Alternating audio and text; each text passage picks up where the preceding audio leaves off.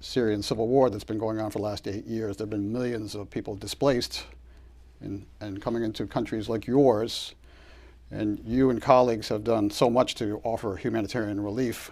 Tell us more about how all this is impacting Lebanon, the issues that are arising, and then the relative roles of a university like yours versus other partners in trying to address this. Sure. So the Syrian refugee crisis, and the map you see behind me shows the egress of displaced persons from Syria, from Iraq, from Libya, from other places. But this is focusing on Syria. So Syria currently has half of its citizens displaced. 1/4 or half of that half is displaced internally, and the other quarter is displaced externally, largely to 4 countries: Lebanon, Jordan, Turkey, and to a lesser degree, but still significant, Egypt. The challenges of these 4 countries are very different. The smallest by far is Lebanon. So Lebanon has a population of little above 4 million citizens, and between Syrian, Palestinian, and Iraqi refugees, there are about 2 million displaced persons. So 1/3 of the inhabitants of the country currently are displaced persons. In the era of populism that we're seeing sweeping east and west, they're a very easy target, Howard, for blame.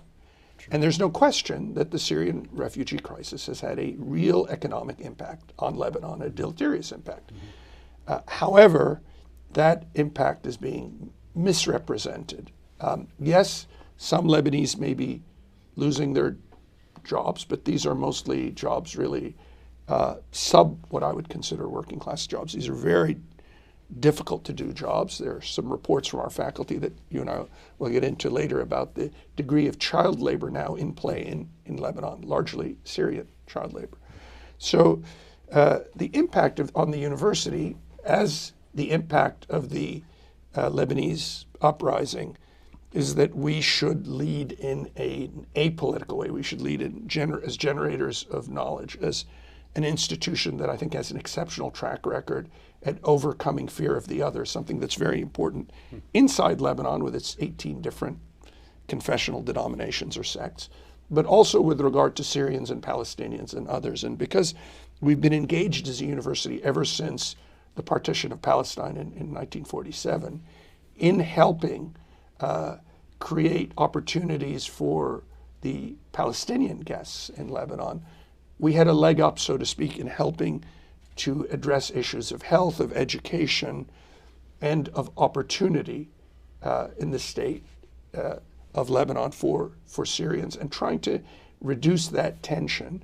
Formally, we played a role by creating the opportunity for about 5,000 students between ages 4 and 14 and 14 and above, but largely the first to continue their education. Sadly, right now, less than 1/4 of students under the age of 14, Syrian school-age kids, are in school.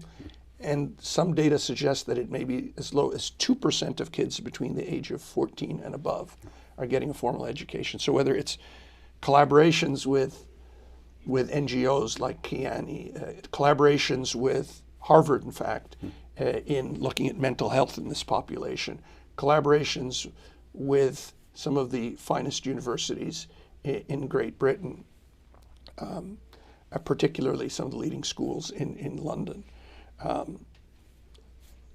This is the kind of opportunity for us to all work together to study the problem and, on occasion, to build capacity in these folks, while perhaps creating opportunities, as we've been doing, for host communities and Syrian guests to work together. So it's not win-lose, but it's more win-win.